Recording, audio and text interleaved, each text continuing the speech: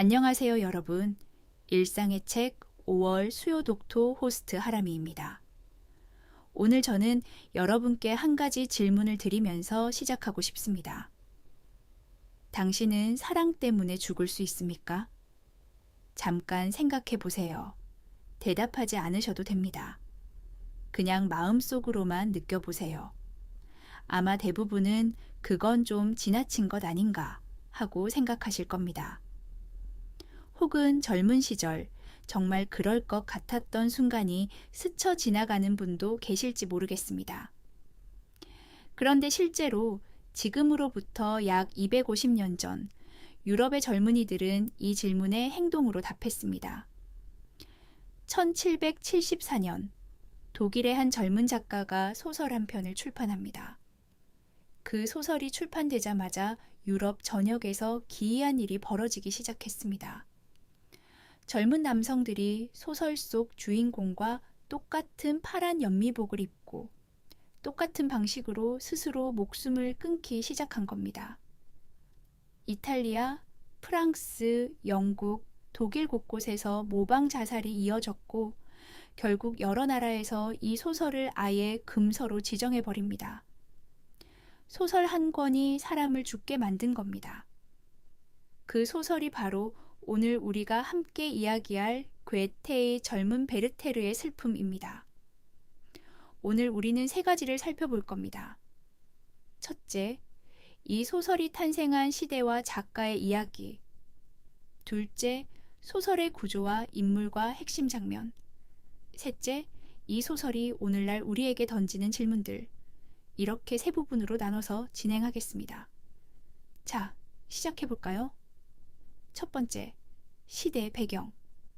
먼저 시대 이야기를 해야 합니다. 문학 작품을 제대로 읽으려면 그 작품이 태어난 시대의 공기를 먼저 마셔봐야 하거든요. 18세기 독일을 상상해 보세요. 지금 우리가 아는 통일된 독일은 없습니다. 당시 독일이라고 불리는 지역은 300개가 넘는 크고 작은 소국가들로 쪼개져 있었습니다.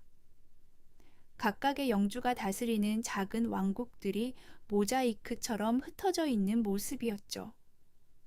그 사회는 철저하게 신분제 사회였습니다. 귀족은 귀족이고 시민은 시민이었습니다. 아무리 능력이 뛰어나고 아무리 열심히 노력해도 신분의 벽을 넘는 것은 거의 불가능했습니다. 좋은 직위는 귀족의 몫이었고 시민 계급은 그 아래에서 좌절해야 했습니다. 그런데 바로 이 시기에 새로운 세대가 등장합니다. 책을 읽고 생각하고 감수성이 풍부하고 자신의 감정과 욕망에 솔직한 젊은이들이었습니다. 이들은 신분제 사회의 벽 앞에서 끊임없이 충돌했습니다. 능력은 있는데 기회가 없었고 꿈은 있는데 현실이 막았습니다. 그 좌절과 분노가 축적되어 있었습니다. 베르테르의 이야기는 단순히 한 남자의 짝사랑 이야기가 아닙니다. 베르테르의 분노는 그 시대 젊은이들의 분노였고 베르테르의 좌절은 그 시대 시민 계급의 좌절이었습니다. 그래서 그렇게 많은 사람들이 그 소설에 공명했던 겁니다. 슈투르문트 드랑, 폭풍과 질풍 이 시대적 분위기 속에서 하나의 문학사상 운동이 탄생합니다. 독일어로 슈투르문트 드랑, 번역하면 폭풍과 질풍입니다. 당시 유럽의 주류 사상은 계몽주의였습니다. 이성, 합리, 질서, 규범. 인간은 이성적으로 생각하고 이성적으로 행동해야 한다는 것이었죠. 계몽주의는 분명 위대한 사상이었습니다. 미신과 독단에서 인간을 해방시킨 힘이었으니까요. 그런데 슈투름 운트드랑의 젊은이들은 이렇게 반문합니다. 이성만이 인간의 전부인가? 감정은, 열정은, 직관은 어디 있는가? 규범과 질서가 인간을 억압하고 있는 것은 아닌가? 이들은 이성보다 감정을, 규범보다 자유를, 사회보다 개인의 내면을 중시했습니다. 자연에서 진리를 찾고 감수성을 인간의 가장 고귀한 능력으로 여겼습니다. 눈물을 흘리는 것이 나약함이 아니라 오히려 깊은 인간성의 증거라고 생각했습니다. 괴테는 바로 이 운동의 핵심 인물이었습니다. 25살이라는 나이에 젊은 베르테르의 슬픔을 써서 이 운동의 정수를 보여줬고 유럽 전체를 뒤흔들었습니다. 괴테의 실제 경험, 그런데 이 소설에는 더 흥미로운 비밀이 있습니다. 이것이 상당 부분 괴테 자신의 실화라는 겁니다. 괴테가 23살이던 1772년, 그는 법률 실습을 위해 베츠라르라는 도시에 갑니다. 그곳에서 그는 샤를로테 부프라는 여성을 만나 깊이 사랑에 빠집니다. 그런데 문제가 있었습니다. 샤를로테는 이미 약혼자가 있었고 그 약혼자는 괴테의 친구였습니다. 괴테는 그 상황에서 이미 약혼한 여성을 사랑하는 고통을 견뎌야 했습니다. 결국 그는 그 도시를 떠나는 것으로 스스로를 구했습니다. 그런데 그 직후 그의 다른 지인이었던 칼을 예루살렘이라는 청년이 스스로 목숨을 끊었다는 소식을 들었습니다. 그 청년도 이루어질 수 없는 사랑으로 괴로워하고 있었다는 것을 알게 됩니다. 이 두 가지 경험이 괴테의 내면에서 합쳐집니다. 자신의 고통스러운 사랑의 경험과 친구의 죽음. 괴테는 이것을 글로 써냈습니다. 훗날 노년의 괴테는 이렇게 말합니다. 나는 이 소설을 써서 살았다. 즉, 괴테는 베르테르를 종이 위에서 죽임으로써 자기 자신은 살 수 있었던 겁니다. 그것이 바로 문학의 힘입니다. 그리고 그렇기 때문에 이 소설에는 인위적으로 만들어낸 감정이 아닌 뼈를 깎는 듯한 진짜 감정이 담겨 있습니다. 독자들이 그것을 느꼈고 그래서 그렇게 깊이 공명했던 것입니다. 두 번째 작품, 해부 서간체 소설이란 무엇인가? 자, 이제 소설 안으로 들어가 보겠습니다. 젊은 베르테르의 슬픔을 펼치면 가장 먼저 눈에 띄는 것이 있습니다. 소설 전체가 편지로 이루어져 있다는 겁니다. 베르테르가 친구 비렐름에게 보내는 편지들, 그리고 마지막에는 로테에게 쓰는 편지들. 이런 형식을 서간체 소설이라고 합니다. 이 형식은 단순한 기교가 아닙니다. 이것은 매우 중요한 의미를 갖습니다. 편지라는 것은 무엇입니까? 한 사람이 다른 사람에게 일방적으로 보내는 글입니다. 우리는 오직 베르테르가 쓴 편지만 읽습니다. 비렐름의 답장은 없습니다. 로테의 속마음은 없습니다. 알베르트가 실제로 어떤 사람인지도 모릅니다. 우리가 아는 모든 것은 베르테르의 시선을 통해 걸러진 것입니다. 이것이 굉장히 중요합니다. 소설을 읽으면서 우리는 베르테르의 감정에 완전히 몰입하게 됩니다. 그의 사랑이 진실처럼 느껴지고 그의 고통이 정당한 것처럼 느껴집니다. 로테가 냉담하게 느껴지고 알베르트가 차갑고 이해 못하는 사람처럼 느껴집니다. 그런데 잠깐 멈추고 생각해 보세요. 로테는 정말 그런 사람이었을까요? 알베르트는 정말 악인이었을까요? 우리는 그것을 알 수 없습니다. 로테와 알베르트의 편지는 없으니까요. 괴테는 이 형식을 통해 독자에게 매우 교묘한 함정을 팝니다. 베르테르의 편지에 완전히 감정이입하게 만든 다음 나중에 독자 스스로 깨닫게 만드는 것입니다. 아, 내가 베르테르의 시선으로만 세상을 봤구나 라고. 이 깨달음이 이 소설의 진짜 깊이입니다. 인물 구조, 이제 인물들을 살펴보겠습니다. 첫째, 베르테르. 주인공이자 화자입니다. 그는 감수성이 풍부하고 자연을 사랑하고 예술을 사랑하고 호메로스를 읽으며 자연 속에서 황홀경을 느끼는 인물입니다.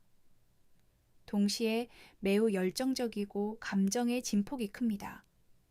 기쁠 때는 하늘을 나는 것 같고 슬플 때는 세상이 끝난 것 같습니다. 그는 이상을 추구하고 현실의 타협을 못 견뎌 합니다. 그는 낭만과 이상을 상징하는 인물입니다. 둘째, 로테.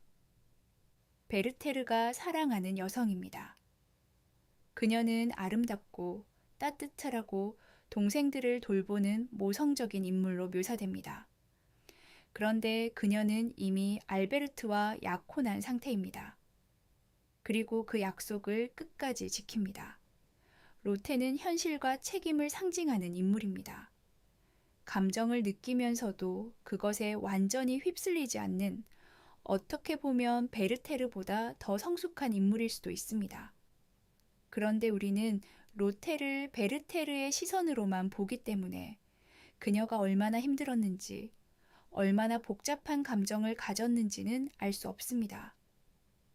셋째, 알베르트. 로테의 약혼자이자 나중에 남편이 되는 인물입니다. 그는 성실하고 합리적이고 안정적인 사람입니다. 그런데 베르테르의 눈에는 그게 차갑고 감수성 없는 것으로 보입니다. 소설 속에 유명한 장면이 있는데 알베르트가 자살은 어리석은 짓이라고 말하자 베르테르가 격렬하게 반발하는 장면입니다. 이 대화에서 두 인물의 세계관 충돌이 극명하게 드러납니다. 알베르트는 이성과 질서를 상징하는 인물입니다. 이 세 인물의 구도가 보이시나요? 감정 대 이성, 낭만 대 현실, 이상 대 규범의 대립입니다. 괴테는 이 삼각 구도를 통해 단순한 사랑 이야기가 아닌 인간 존재의 근본적인 갈등을 그려냅니다. 서사의 흐름 소설의 흐름을 간략하게 짚어보겠습니다. 소설은 크게 1부와 2부로 나뉩니다. 1부는 베르테르가 시골 마을 바라임에 도착하면서 시작됩니다. 그는 자연 속에서 평화를 찾고 호메로스를 읽으며 목가적인 행복을 느낍니다. 그리고 무도회에서 로테를 만납니다. 이 만남 이후 그는 완전히 사랑에 빠집니다. 1부는 행복하고 황홀한 감정으로 가득합니다. 하지만 알베르트의 존재를 알게 되고 결국 베르테르는 스스로 그 마을을 떠납니다. 이 부에서 베르테르는 도시로 가서 공직 생활을 합니다. 그런데 여기서 그는 귀족들에게 신분차별을 당하며 깊은 모욕을 느낍니다. 그것이 그를 더욱 무너뜨립니다. 결국 그는 다시 바라임으로 돌아옵니다. 이제 로테는 알베르트와 결혼한 상태입니다. 이 부의 베르테르는 1부와 완전히 다릅니다. 읽던 책이 호메로스에서 오시안으로 바뀌는 것이 그 변화를 상징합니다. 호메로스가 밝고 생동감 있는 세계라면 오시안은 어둡고 죽음의 냄새가 나는 세계입니다. 그리고 결국 파국을 맞습니다. 핵심 장면 3가지, 이 소설에서 꼭 짚고 넘어가야 할 장면이 3가지 있습니다. 첫 번째, 무도회 장면입니다.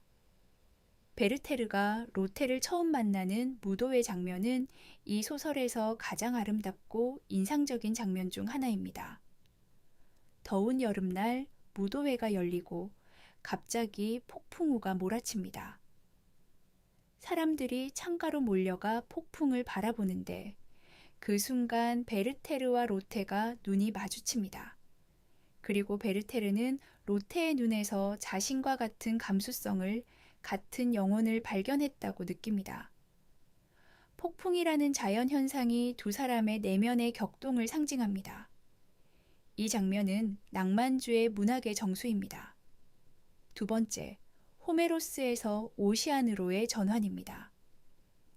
소설 초반에 베르테르는 호메로스를 읽습니다. 그리스의 밝은 태양, 생동감 넘치는 세계입니다. 그런데 이 부에 접어들면서 베르테르가 읽는 책이 오시안으로 바뀝니다. 오시안은 18세기에 유행했던 켈트 고대 서사시로 안개와 죽음과 슬픔으로 가득 찬 세계입니다. 이 변화는 단순히 독서 취향의 변화가 아닙니다. 베르테르의 내면이 무너지고 있다는 신호입니다. 그는 삶을 향해 있던 눈을 죽음을 향해 돌리기 시작합니다. 독자는 이것을 통해 결말을 예감하게 됩니다. 굉장히 정교한 장치입니다. 세 번째, 마지막 편지들입니다. 베르테르가 죽기 전날 밤 쓰는 편지들은 이 소설에서 가장 강렬한 부분입니다. 그는 로테에게 마지막 편지를 씁니다. 그것은 고통의 언어이기도 하고 이상하리만큼 고요한 언어이기도 합니다. 그는 죽음을 두려워하지 않습니다. 오히려 그것을 마치 해방인 것처럼, 긴 여행인 것처럼 이야기합니다. 이 편지를 읽는 경험은 매우 독특합니다. 슬프면서도 아름다우면서도 동시에 뭔가 불편한 감정이 일어납니다. 그 불편함이 중요합니다. 나중에 토론에서 이야기해 보겠습니다. 세 번째, 주제와 의미 사랑인가, 집착인가? 이제 이 소설의 가장 핵심적인 질문을 해보겠습니다. 베르테르는 로테를 진정으로 사랑한 것일까요? 언뜻 보면 당연히 그렇습니다. 그는 로테를 위해 죽었으니까요. 이보다 더 큰 사랑이 어디 있냐고 할 수도 있습니다. 그런데 조금 다른 각도에서 생각해 보겠습니다. 베르테르가 로테를 묘사하는 방식을 보면 로테는 항상 완벽합니다. 그녀의 눈빛, 그녀의 손, 그녀의 미소, 그녀가 아이들을 돌보는 모습, 모든 것이 황홀합니다. 그런데 그것은 진짜 로테인가요? 아니면 베르테르가 만들어낸 로테인가요? 사랑에 빠진 사람은 종종 상대방을 있는 그대로 보지 않습니다. 자신의 이상을 상대방에게 투영합니다. 자신이 원하는 모든 것을 상대방에서 발견합니다. 이것은 진정한 사랑인가요? 아니면 자기 자신에 대한 사랑인가요? 베르테르는 로테가 무엇을 원하는지, 로테가 무엇을 힘들어하는지, 로테가 어떤 사람인지에 대해 깊이 생각하는 장면이 거의 없습니다. 그는 끊임없이 자신이 얼마나 고통스러운지, 자신의 감정이 얼마나 강렬한지를 이야기합니다. 어쩌면 베르테르의 사랑은 사실 자기 자신의 풍부한 감수성에 대한 사랑이었는지도 모릅니다. 로테는 그 감수성이 타오르게 해주는 불꽃이었던 것이고요. 이것은 베르테르를 비난하려는 말이 아닙니다. 오히려 이것은 낭만적 사랑의 보편적인 속성일 수 있습니다. 우리가 누군가를 사랑할 때 우리는 얼마나 그 사람 자체를 보고 있는 걸까요? 이 질문은 250년이 지난 지금도 여전히 유효합니다. 감수성의 두 얼굴. 베르테르를 읽으면서 많은 독자들이 그의 감수성에 매혹됩니다. 그가 자연을 보고 황홀경을 느끼는 장면, 음악을 듣고 눈물을 흘리는 장면, 아이들과 놀면서 순수한 행복을 느끼는 장면들. 이것들은 분명 아름답습니다. 그런데 동시에 그의 감수성은 그를 파괴합니다. 그는 작은 모욕에도 무너지고 작은 실망에도 세상이 끝난 것처럼 반응합니다. 감정의 진폭이 너무 커서 그것이 그를 조종합니다. 그는 자신의 감정을 조절하거나 거리를 두는 능력이 없습니다. 이것은 아름다운 것인가요? 아니면 위험한 것인가요? 흥미롭게도 괴테 자신은 노년의 이 소설에 대해 복잡한 태도를 보였습니다. 그는 이 소설을 다시 읽는 것이 불편하다고 했습니다. 젊은 시절의 자신, 감정에 완전히 지배당했던 자신이 그 소설에 담겨 있기 때문입니다. 노년의 괴테는 이성과 자기 절제의 필요성을 믿는 사람이 되어 있었습니다. 그래서 어떤 비평가들은 베르테르의 슬픔을 낭만주의의 찬양이 아니라 낭만주의에 대한 경고로 읽기도 합니다. 베르테르는 동정받아야 할 인물이기도 하지만 동시에 그의 한계를 직시해야 할 인물이기도 하다는 것입니다. 여러분은 어떻게 생각하시나요? 베르테르처럼 감정에 완전히 충실한 삶은 더 진실한 삶인가요? 아니면 더 위험한 삶인가요? 베르테르 효과. 마지막으로 이 소설이 만들어낸 가장 충격적인 유산에 대해 이야기하겠습니다. 앞서 말씀드렸듯이 이 소설이 출판된 후 유럽 전역에서 모방 자살이 이어졌습니다. 독자들이 베르테르와 같은 복장으로 같은 방식으로 스스로 목숨을 끊었습니다. 현대 심리학에서는 이것을 베르테르 효과라고 부릅니다.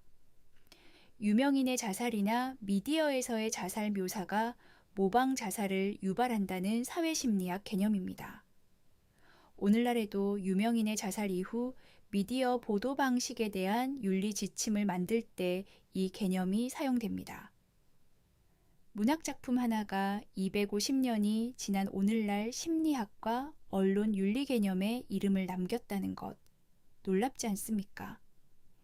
이것은 문학의 힘이 얼마나 강력한지를 보여줍니다. 동시에 질문을 던집니다. 문학은 아름다운 것만을 그려야 하는가? 아니면 어두운 것도 솔직하게 그려야 하는가? 문학의 자유와 독자에 대한 책임 사이에서 우리는 어디에 선을 그어야 하는가? 괴테는 이 논란에 대해 어떻게 답했을까요? 그는 소설을 수정하지 않았습니다. 다만 나중에 개정판에 서문을 추가하면서 독자들에게 베르테르를 따르지 말라는 메시지를 조심스럽게 남겼습니다. 그것이 작가가 할 수 있는 최선이었을 겁니다. 자, 지금까지 3가지 이야기를 했습니다.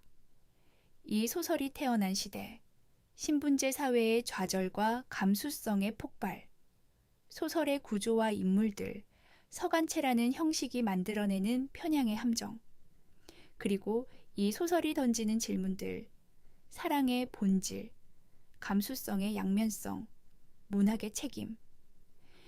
베르테르의 슬픔은 사랑 이야기가 맞습니다. 그런데 동시에 인간이란 무엇인가에 대한 이야기이기도 합니다.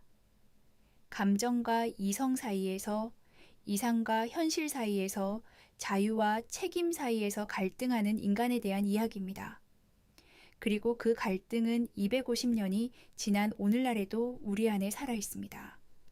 저는 이 소설을 읽고 나서 오랫동안 이 질문이 머릿속에서 떠나지 않았습니다. 베르테르는 우리 안에 있다. 여러분 안에도 베르테르가 있을 겁니다. 이루어질 수 없는 것을 원했던 순간, 세상이 자신을 이해해주지 않는다고 느꼈던 순간, 모든 것을 내던지고 싶었던 순간, 그런 순간이 한 번쯤은 있었을 겁니다. 그 베르테르를 어떻게 할 것인가? 그것이 우리 각자가 스스로에게 던져야 할 질문입니다. 자, 13일 수요일 7시 연산동 투썸플레이스에서 그 이야기를 함께 나눠보겠습니다.